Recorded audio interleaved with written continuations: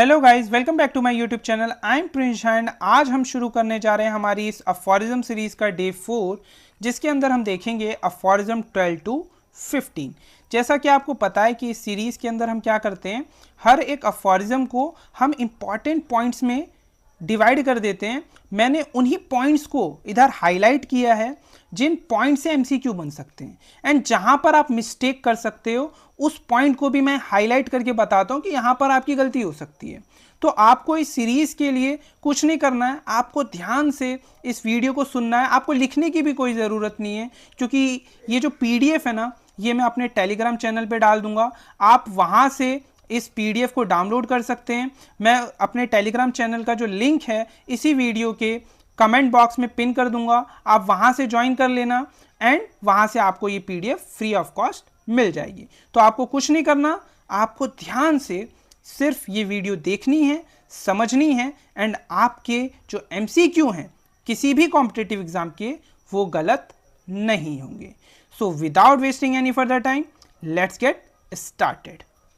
तो जो हमारा सबसे पहला अफोरिज्म है जो हम डिस्कस करने वाले हैं, वो है हमारा 12th अफोरिज्म। तो 12th अफोरिज्म की जो स्टेटमेंट है वो ये रही। तो अब ये 12th अफोरिज्म कहता क्या है, तो इसमें आपको ना 3 पॉइंट्स आपको याद रखने हैं। पहला पॉइंट जो आपको याद रखना है वो क्या है, जो मॉर्बिडली अफेक्टेड वाइटल फोर्स है वो क्या प्रोड्यूस करता है, परसेप्टेबल साइन एंड सिम्टम। ठीक, और ये जो परसेप्टेबल साइन एंड सिम्टम है ये रिफ्लेक्ट करता है internal derangement of vital force, right. और अगर हम रिमूव कर दे साइन एंड सिम्टम को, तो मतलब क्या है कि हम फिक्स कर देंगे इस डीरेंजमेंट ऑफ वाइटल फोर्स को। और अगर डीरेंजमेंट ऑफ वाइटल फोर्स को हमने फिक्स कर दिया, ठीक कर दिया, मतलब जो एंटायर ऑर्गेनिज्म है वो ठीक हो जाएगा, लीड टू द रिकवरी।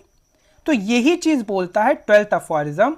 क्या बोलता है, जो मेजर आइडिया है इस 12th अफोरिज्म का वो क्या है कि removal of sign and symptom is equal to the removal of disease.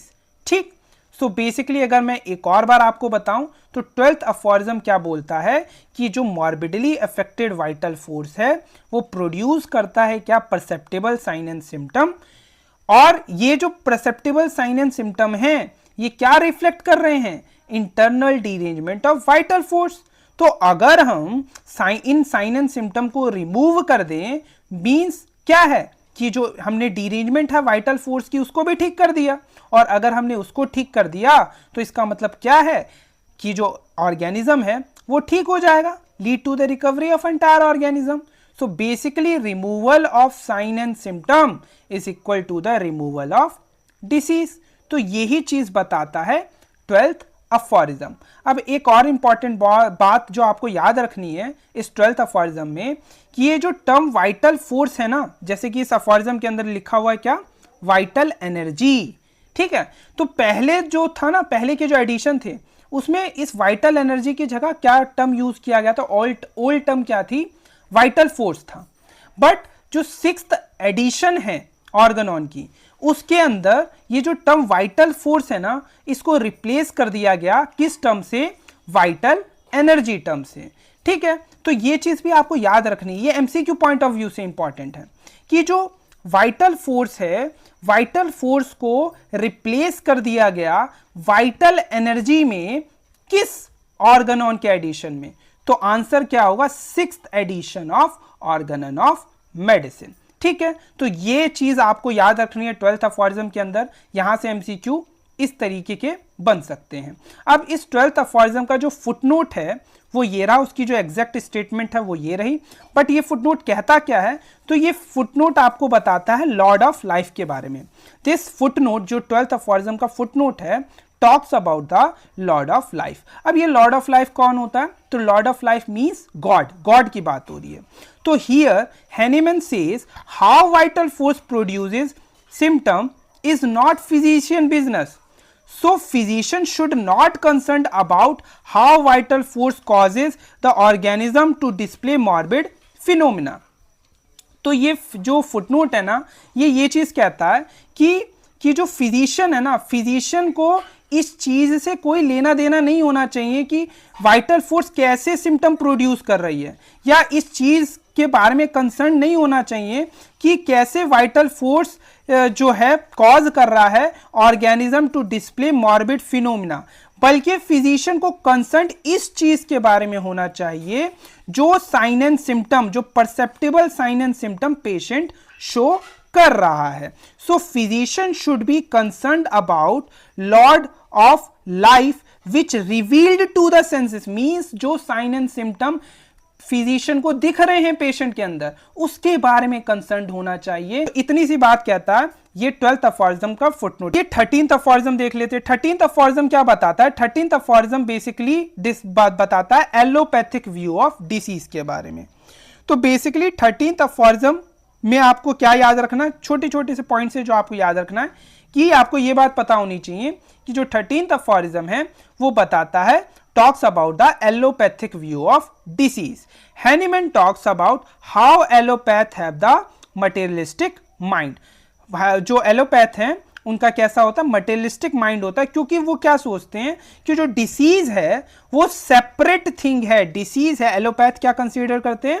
Disease है as a separate from the living whole, something that is hidden in the interior of the organism. Means जो disease है वो living organism से separate चीज है, और वो किस वजह से है? तो कुछ ना कुछ हिडन है इंटीरियर ऑफ द ऑर्गेनिज्म में, एंड उसका जो कॉज है वो क्या है? मटेरियलिस्टिक कॉज है। ठीक है, तो ये चीज बताता है 13th अफॉरिज्म। ठीक है, तो 13th अफॉरिज्म क्या बताता है? This aphorism talks about the allopathic view of disease. Hahnemann talks about how allopath have a materialistic mind, also talks about the pernicious impulses. Pernicious impulses देखा वर्ड यूज किया गया ना, इसका मतलब होता है डेंजरस और हार्मफुल मोड ऑफ ट्रीटमेंट, और यहां पर इंपॉर्टेंट है that have made it truly mischievous non healing art, है ना। ये स्टेटमेंट बहुत इंपॉर्टेंट है, ये स्टेटमेंट डाल देता है किस अफॉरिज्म में है? तो ये 13th अफॉरिज्म है, इसीलिए मैंने इसको हाईलाइट किया है। ठीक है, तो ये चीज आपको याद रखनी है। ठीक है, एंड दिस अब इंपॉर्टेंट, अब मैंने यहाँ पर ना एक और चीज लिखी हुई है, मटीरिया पेकन्स। ये क्यों लिखा हुआ है? जैसा कि मैंने आपको, जब आपने मेरी इससे पहली वाली वीडियो देखी होगी जहां पर मैंने 11th अफॉरिज्म आपको बताया था, तो वहां पर मैंने बताया था कि जो 11th अफॉरिज्म का फुटनोट है वो किसके बारे में था? मटीरिया पेकन्स के बारे में था। और वहीं पे मैंने बताया था ये जो मटीरिया पेकन्स जो कि 11th अफॉरिज्म के फुटनोट में दे रखा है वो मिसप्लेस्ड है। तो इसकी जो एक्चुअल पोजीशन है, इसका जो एक्चुअल प्लेस है वो किस में था? अफॉरिज्म 13th में था, इसीलिए मैंने यहां पर दोबारा लिखा हुआ है। तो यही अगला पॉइंट है कि ये जो मटीरिया पेकन्स है ना, उसका जो एक्चुअल प्लेस है वो क्या है? हमारा 13th, है ना। बट इसे गलती से बोरिक सर ने किसमें प्लेस कर दिया था? 11th अफॉरिज्म के फुटनोट में। तो ये चीज इंपॉर्टेंट है क्योंकि यहां से एमसीक्यू बन सकता है, इसीलिए मैंने इधर इसे हाईलाइट कर रखा है कि this is the actual place of the materia peccans. 13th aphorism ही एक्चुअल प्लेस है मटीरिया पेकन्स के लिए। मटीरिया पेकन्स वही मटेरियलिस्टिक कॉज ऑफ डिसीज है ना, यही चीज बताता मटीरिया पेकन्स। सो मटीरिया पेकन्स के लिए has to be present, but Boericke placed it in the aphorism 11। ठीक है, तो ये भी बात पता होनी चाहिए कि बोरिक सर ने इसे 11th अफॉरिज्म के फुटनोट में डाला, बट जो इसका एक्चुअल प्लेस है वो क्या है? 13th अफॉरिज्म। तो यही है 13th अफॉरिज्म। 13th अफॉरिज्म कुछ नहीं है भाई, जो एलोपैथिक व्यू है डिसीज का उसके बारे में बताता है कि जो how allopath have the materialistic mind, उनके द्वारा यूज किए जाने वाले पर्नीशियस इंपल्सिस मींस जो हार्मफुल मोड ऑफ ट्रीटमेंट है, जो कि क्या है? Truly mischievous non healing art. Truly mischievous non healing art important. ठीक है, और कैसे वो डिसीज और जो लिविंग ऑर्गेनिज्म है उसको सेपरेट मानते हैं। वो क्या सोचते हैं कि something hidden in the interior of the organism जो कि मटेरियलिस्टिक है, जो कॉज कर रहा है डिसीज। ठीक है, तो यही है हमारा 13th अफॉरिज्म। ठीक है, अब चलते हैं हम आगे। तो 14th अफॉरिज्म की अगर हम बात करें तो 14th अफॉरिज्म में आपको ये 3 पॉइंट याद रखने हैं। तो सबसे पहला पॉइंट क्या है हमारा इस 14th अफॉरिज्म का जो आपको याद रखना है वो क्या है कि 14th अफॉरिज्म ये बात बताता है कि इस दुनिया में मतलब कोई भी ऐसी डिसीज नहीं है जो अपने आप को बिना साइन एंड सिम्टम को डिस्प्ले करे, शो करे। ठीक है, बेसिकली क्या बताता है? Hahnemann tell us that there is no disease that does that does not make itself known through display of sign and symptom। मतलब कि दुनिया में कोई ऐसी डिसीज नहीं है जो अपने आप को बिना साइन एंड सिम्टम को डिस्प्ले करे, शो करे। मतलब जितनी भी डिसीजेस हैं वो अपने आप को साइन एंड सिम्टम के थ्रू शो करती हैं। पहला पॉइंट यही बताता है 14th अफोरिज्म। दूसरा बात क्या है कि जो जितनी भी क्यूरेबल डिसीजेस हैं वो अपने आप को किस फॉर्म में, तो मॉर्बिड साइन एंड सिम्टम के फॉर्म में अपने आप को शो करती हैं, अपने आप को डिस्प्ले करवाती हैं, which is something follow well with the nature. So all curable diseases will make themselves known in the form of morbid sign and symptom, that which something follows well with nature. दूसरी बात ये बताता है 14th aphorism, right. और तीसरी बात जो important है वो क्या है, ये जो 14th अफोरिज्म है वो किसके बारे में बताता है, प्रिजर्वर ऑफ ह्यूमन लाइफ के बारे में बताता है। प्रिजर्वर ऑफ ह्यूमन लाइफ कौन है, गॉड। अब मैंने एक और चीज यहां पर लिख दी क्योंकि यहां पर आपकी गलती हो सकती है, प्रिजर्वर ऑफ हेल्थ भी मैंने यहां पर लिखा है।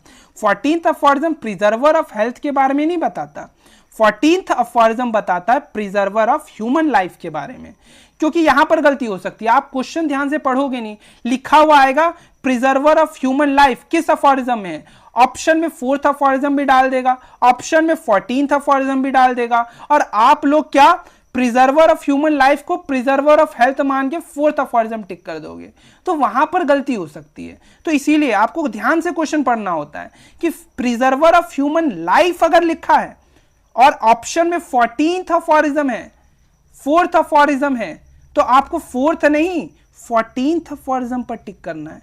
बट अगर प्रिजर्वर ऑफ ह्यूमन लाइफ की जगह प्रिजर्वर ऑफ हेल्थ पूछा तो कौन सा अफोरिज्म, 4th अफोरिज्म, ठीक है। एक और question, preserver of human life कौन होता है, ऑप्शन में डाल देगा गॉड भी, फिजिशियन भी, सब लिख के आ जाएंगे। तो आधा क्वेश्चन पढ़ेंगे प्रिजर्वर ऑफ हेल्थ समझ के फिजिशियन पे टिक मार देंगे, बट नहीं, अगर प्रिजर्वर ऑफ ह्यूमन लाइफ पूछा है तो क्या होगा, गॉड। अगर प्रिजर्वर ऑफ हेल्थ कोई पूछे तो आंसर क्या होगा, फिजिशियन, ठीक है। तो इस तरीके की गलतियां हो सकती है, तो इधर मैं ना हाईलाइट करता हुआ चलूंगा क्योंकि इस सीरीज का जो मेन मकसद है वो क्या है कि आपके एक भी एमसीक्यू गलत नहीं होने चाहिए, है ना। आप कहां पर गलती कर सकते हो, किस अफोरिज्म के किस पॉइंट से एमसीक्यू बन सकता है ना, मैंने उन्हीं पॉइंट्स को हाईलाइट किया है। तो आपको कुछ नहीं करना, आपको ध्यान से सुनते जाना है। अगर आप इस सीरीज को फॉलो करते हैं ना तो मैं गारंटी देता हूं कि आपके जो एक भी एमसीक्यू है ना वो गड़बड़ नहीं होंगे। तो यही था हमारा 14th अफोरिज्म, ठीक है। अब चलते अगले अफोरिज्म पर। तो अगला अफोरिज्म है 15th अफोरिज्म। तो जो 15th अफोरिज्म है उसकी स्टेटमेंट ये रही। ये जो 15th अफोरिज्म है ना इसको हम दो पार्ट में समझेंगे। तो जो पहला पार्ट है उसमें हैनीमैन सर क्या बता रहे हैं कि इन दिस अफोरिज्म क्या है, पहले पार्ट में क्या बताया कि जो morbidly derange spirit like vital force है और जो टोटलिटी ऑफ सिम्टम है कंस्टिट्यूट होल, ठीक है। तो पहला पार्ट में क्या बताया है कि morbidly derange spirit like vital force and the totality of symptom constitute whole, पहला। दूसरे पार्ट में क्या बताया है, सेकेंड पार्ट में क्या बताया है, जो लिविंग ऑर्गेनिज्म है और जो वाइटल फोर्स है वो भी क्या है, एक सिंगल यूनिट है। मींस अगर वाइटल फोर्स ना हो तो लिविंग ऑर्गेनिज्म नहीं होगा और लिविंग ऑर्गेनिज्म ना हो तो वाइटल फोर्स नहीं होगा, दोनों इंटरडिपेंडेंट है, सिंगल यूनिट है। तो दूसरे पार्ट में क्या बताया है, क्योंकि अगर वाइटल फोर्स ना हो तो ऑर्गेनिज्म क्या है, डेड है ना। तो अगर वाइटल फोर्स ना हो तो ऑर्गेनिज्म का भी कोई अस्तित्व नहीं है, वो भी डेड है, वो भी मृत है। बट और अगर ऑर्गेनिज्म ना हो तो वाइटल फोर्स भी अपना इफेक्ट नहीं दिखा पाएगा, क्योंकि वाइटल फोर्स अपना इफेक्ट किसके थ्रू दिखाता है, ऑर्गेनिज्म के थ्रू दिखाता है ना।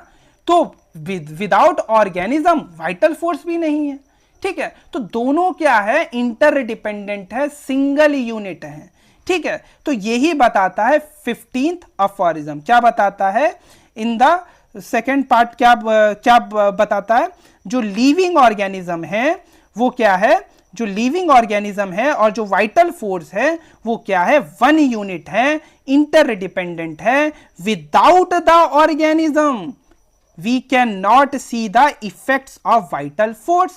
मतलब जो वाइटल फोर्स है और जो ऑर्गेनिज्म है can not exist without the other. So basically 15th aphorism में आपको 2 पॉइंट याद रखना है। पहला पॉइंट क्या है कि जो morbidly deranged spirit like vital force है और जो टोटलिटी ऑफ सिम्टम है कंस्टिट्यूट होल। और दूसरा बात जो आपको याद रखना है वो क्या है, जो लिविंग ऑर्गेनिज्म है और जो वाइटल फोर्स है वो भी क्या है, एक सिंगल यूनिट है, इंटरडिपेंडेंट है और बिना वाइटल फोर्स और जो organism can not exist without the other. क्यों नहीं भाई, क्योंकि विदाउट ऑर्गेनिज्म वाइटल फोर्स भी अपना इफेक्ट नहीं दिखा पाएगा और विदाउट वाइटल फोर्स ऑर्गेनिज्म तो डेड है ही।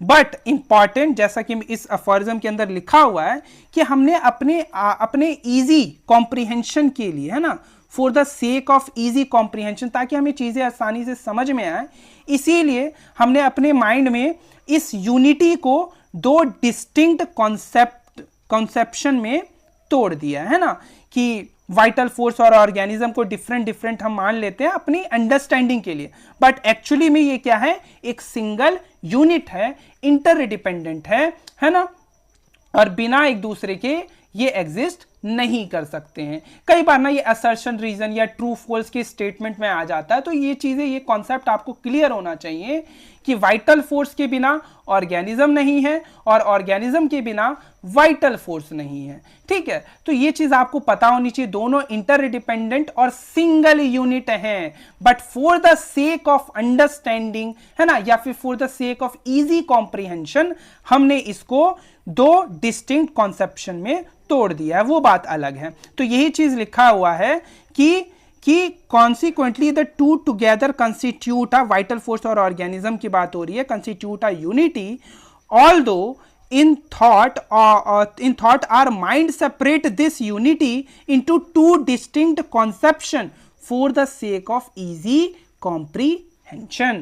ठीक है, तो ये चीज भी आपको याद रखनी है। तो यही था हमारा 15th अफोरिज्म। तो हमने 12th अफोरिज्म से लेकर 15th अफोरिज्म तक डिस्कस कर लिया।